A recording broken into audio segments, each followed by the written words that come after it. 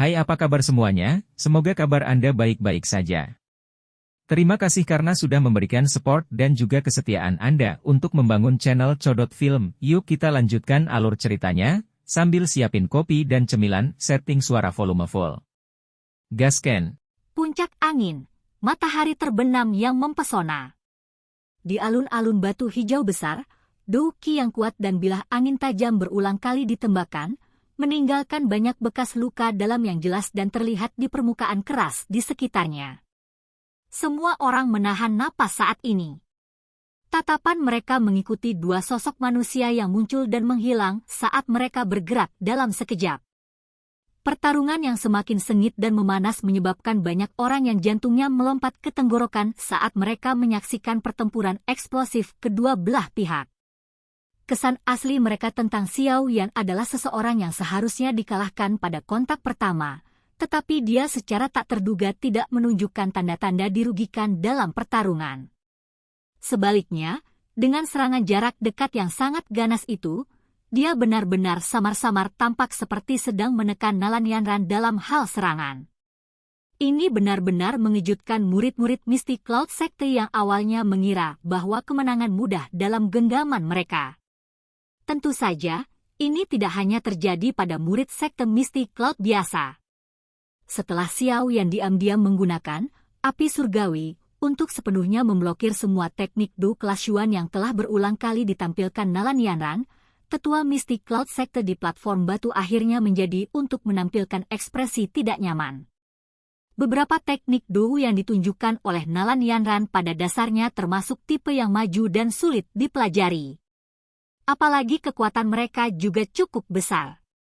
Dengan kekuatan Nalan Yanran, bahkan jika lawannya adalah orang yang kuat 2 atau 3 bintang di atasnya, tidak akan mungkin baginya untuk dengan mudah memblokir beberapa teknik Do yang dia perlihatkan.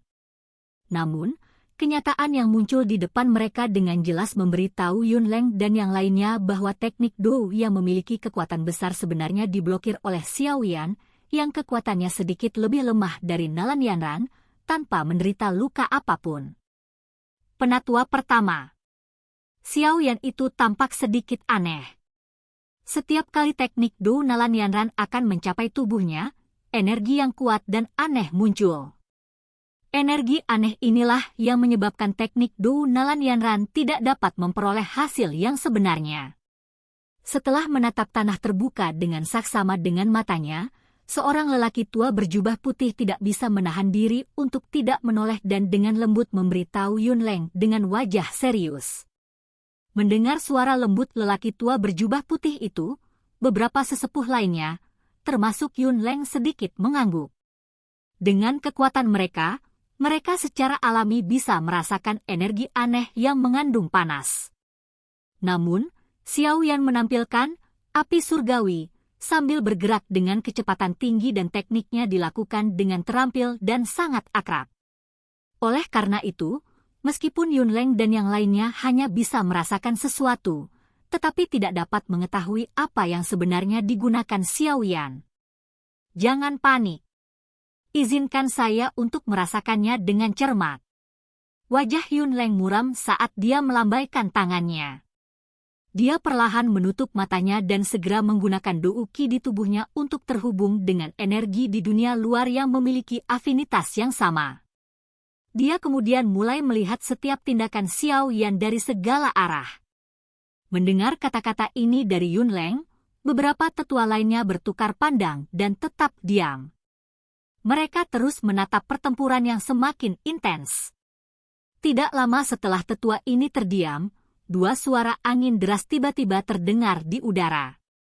Segera, dua sosok manusia muncul di atas pohon besar yang terletak di sekitar tanah terbuka.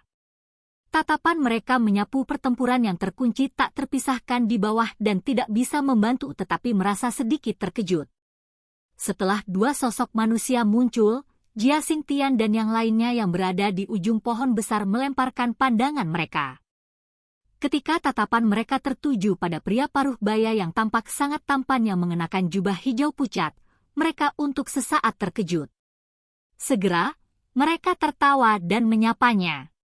Aliran orang yang tak ada habisnya langsung berbondong-bondong. Dari sini dapat dilihat seperti apa status dan posisi yang dipegang orang ini di Kekaisaran Jia Ma. Bahkan orang-orang setingkat Jia Xingtian dan Fama bersikap sopan padanya. Orang yang datang adalah Pilking Guhi dari Kekaisaran Jia Ma dengan Liu Ling mengikuti di belakangnya. Liu Ling saat ini tidak lagi sombong seperti di ibu kota saat itu. Dia diam-diam berdiri di belakang Guhi dan tersenyum saat dia menyapa Nalan Jie dan orang-orang dari generasi yang lebih tua. Melihat sikapnya ini, tampaknya dia telah berubah sedikit karena kegagalannya di Grand Meeting Alchemist. Sungguh tidak terduga bahwa Old Jia dan Old Fa ada di sini. Tetapi pemimpin sekte tidak hadir hari ini, jadi tidak ada yang menyambut Anda. Maafkan saya. Guhi menangkupkan tangannya ke arah mereka berdua dan berkata dengan sopan sambil tersenyum. Dia juga tidak berani meremehkan dua orang yang sangat kuat ini yang memiliki reputasi yang cukup besar di Kekaisaran Jia Ma. Ini adalah...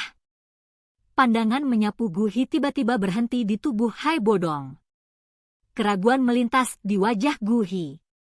Dengan kemampuan persepsi spiritualnya yang luar biasa, dia secara alami bisa merasakan kekuatan bergelombang yang sebagian tersembunyi dari yang terakhir. Hai Bodong. Hai Bodong menangkupkan tangannya ke arah Guhi. Wajah acuh tak acuh yang biasa dia gunakan pada orang asing belum pernah terjadi sebelumnya mengungkapkan senyuman yang agak kaku. Meskipun dia jauh lebih senior dalam senioritas dibandingkan dengan Guhi, hanya orang-orang di dunia ini yang memiliki kepalan tangan besar dan kemampuan hebat yang benar-benar akan menerima perlakuan yang sama atau hormat dari orang lain. Dia mungkin seorang Du Huang, tapi Guhi, sebagai Grandmaster Alkemis paling terkemuka di Kekaisaran Ma Jia, adalah seseorang yang bahkan seorang Du Huang harus memperlakukan sama ketika mereka bertemu. Ini karena semua orang tahu jenis kekuatan pengumpulan yang sangat besar yang dimiliki oleh seorang alkemis tingkat 6. Kaisar Es Hai Bodong. Mendengar Hai Bodong menyebutkan namanya sendiri, Guhi terkejut dan ekspresinya langsung sedikit hilang. Beberapa saat kemudian, ekspresinya kembali normal dan dengan senyuman, dia dengan sopan berbicara kepada Hai Bodong. Saat itu ketika Guhi masih berlatih, aku mendengar begitu banyak tentang nama Hai Tua. Sampai jumpa hari ini, gengsimu tidak kurang dari dulu. Hai Bodong tersenyum.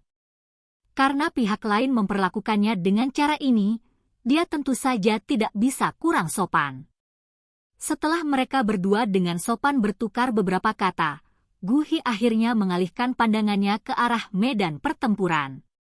Setelah melihat pertarungan yang sangat dekat dan intens, alisnya segera bergerak-gerak.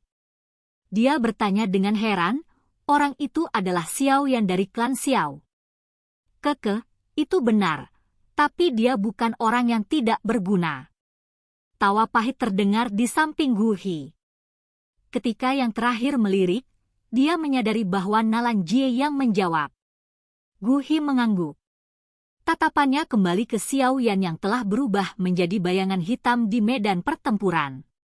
Itu secara alami bohong jika dia mengatakan dia tidak terkejut. Dia jelas mengerti bahwa yang terakhir adalah orang yang tidak berguna yang bahkan belum mencapai kelas Douze 3 tahun lalu. 3 tahun kemudian, bagaimanapun, dia benar-benar melonjak ke tingkat yang cukup untuk bersaing dengan Nalan Yanran. Harus diketahui bahwa Yun Yun telah membuatnya memperbaiki jumlah pil obat yang tidak diketahui untuk meningkatkan kekuatan Nalan Yanran. Meskipun Mystic Cloud Sekte dan dukungannya sendiri, bagaimanapun, Xiao Yan ini benar-benar berhasil mengikuti di belakang hanya dengan 3 tahun. Hanya dukungan macam apa dari faksi yang sangat besar dan bakat pelatihan yang menakutkan yang dia butuhkan untuk melakukan ini? Keseriusan ditambahkan pada wajah yang awalnya acuh tak acuh dan tersenyum. Dia sedikit mengernyit dan kekuatan spiritualnya keluar dari tubuhnya dari dahinya. Dengan cara seperti kilat, itu segera bergerak dan melayang di atas tanah terbuka. Kecepatan gerakan Xiao Yan, yang awalnya secepat kilat muncul seperti film yang dimainkan dalam gerakan lambat karena perlahan-lahan dimainkan dalam pikiran Guhi. Dalam gerakan lambat ini, Setiap tindakan Xiao Yan benar-benar terungkap dalam persepsi Gu Hi. Di bawah pengawasan berbagai orang kuat yang melakukan yang terbaik untuk mengamati pertarungan, dua orang di lapangan terbuka, yang tampak seperti sosok yang terjalin kabur di mata murid biasa Mystic Cloud Sector telah menjadi sangat jelas. Sosok-sosok yang terjalin berkedip dan bergerak di medan pertempuran sekali lagi bersentuhan dan mundur. Mengikuti suara ledakan. Kedua sosok itu masing-masing terdorong mundur lebih dari 10 meter dengan tubuh mereka tergelincir di permukaan tanah. Angka-angka yang dipaksa mundur terhenti perlahan. Akhirnya, sosok Xiao Yan dan Nalan Yanran dengan jelas muncul di depan tatapan semua orang. Setelah melihat cara mereka berdua, semua orang tercengang. Banyak bekas luka pedang bersilangan telah muncul di douki armor di tubuh Xiao Yan. Di bawah luka pedang yang dalam itu, samar-samar seseorang bisa melihat darah segar berwarna merah cerah. Jelas, dia memang menerima beberapa serangan balik Nalan Yanran dalam pertarungan jarak dekat yang hampir liar sebelumnya. Penampilan luar Xiao yang cukup jelek, tetapi Nalan Yanran juga dalam kondisi yang sama buruknya. Gaun bulan aslinya yang bersih tampak agak tidak teratur saat ini. Orang bisa melihat jejak kaki yang jelas di sekitar perut bagian bawah. Rambut hitamnya yang berantakan menempel di dahinya yang bersih di mana beberapa keringat telah muncul. Bagian belakang giginya menggigit bibir bawahnya yang merah sementara nafasnya sedikit tergesa-gesa. Dari cara kedua orang ini, nampaknya masing-masing dari mereka menang dan kalah dalam pertempuran sengit sebelumnya. Setelah mereka berdua menampakkan diri, bisikan pribadi yang awalnya hadir di tanah terbuka sekali lagi menjadi sangat sunyi. Semua orang terinfeksi oleh cara memberikan tit for tat dari mereka berdua dan tidak berani mengatakan apapun untuk melanggarnya. Angin sepoi bertiup di atas tanah terbuka. Beberapa daun yang layu mengikuti angin, berputar-putar dan menyapu di antara keduanya. Keheningan berlangsung lama. Akhirnya, Nalan Yanran memimpin dan melakukan sesuatu. Matanya yang pandai membawa emosi yang rumit saat dia mengamati wajah acuh tak acuh dari pemuda di seberangnya. Tangannya perlahan terulur untuk melepaskan pita hijau yang membatasi rambut hitam panjangnya. Dia perlahan mengayunkan kepalanya. Rambut hitam di kepalanya seperti cahaya bulan yang turun. Itu bergerak di sepanjang lengannya dan secara vertikal ke bawah menuju pinggangnya yang halus. Di bawah terik matahari, gadis itu membuka kancing rambutnya dan rambut hitamnya terurai. Itu memancarkan kehadiran lincah yang halus. Adegan mengharukan itu menyebabkan hati orang-orang yang sudah tergila-gila padanya berdetak lebih cepat. Dia ingin menggunakan benda itu. Melihat tindakan tiba-tiba Nalan Yanran, Yun Leng dan yang lainnya di platform batu terkejut. Segera, mereka mulai bergumam sendiri. Sepertinya pertarungan akan segera berakhir. Tapi untuk bisa memaksa Nalan Yanran sejauh ini, anak kecil dari klan Xiao ini benar-benar sangat kuat. Seorang tetua berjubah putih menghela nafas dengan lembut. Apakah dia akan mengeluarkan kartu trufnya? Gadis ini sebenarnya dipaksa sejauh ini. Kejutan muncul di wajah Gu Hi saat dia berkata dengan lembut sambil berdiri di pohon. Ketika Jia Xingtian dan orang lain di sekitarnya mendengar kata-kata Gu Hi ini, mereka tercengang. Segera, mereka melemparkan tatapan terkejut mereka kembali ke medan pertempuran. Saat rambut hitamnya jatuh, mata Nalan Yanran perlahan menutup. Sesaat kemudian, dia tiba-tiba membuka matanya. Rambut hitam di kepalanya bergerak secara otomatis meskipun tidak ada angin. Rambut panjangnya melayang dan menari. Setelah ini, tubuhnya benar-benar mulai melayang di udara tanpa meminjam bantuan dari kekuatan peluncuran atau sepasang sayap. Saat tubuh Nalan Yanran perlahan naik ke udara. Energi di sekitar tubuhnya tampak seperti air mendidih pada saat ini karena mereka mulai naik dengan cepat. Riak-riak substantif berwarna hijau pucat melingkar menyebar berulang kali dari tubuhnya. pedang panjang itu perlahan bergerak ke atas dan akhirnya dimiringkan sedemikian rupa sehingga mengarah ke Xiao Yan di bawah. Pada satu kesempatan, pedang panjang itu bergetar dengan lembut dan sinar matahari dari langit tiba-tiba mulai bergerak menuju pedang panjang dan berkumpul bersama. Dalam sekejap, cahaya pada pedang panjang itu melonjak. Cahaya yang menusuk mata itu seperti matahari kedua di langit. Xiao Yan, mari kita putuskan pemenangnya.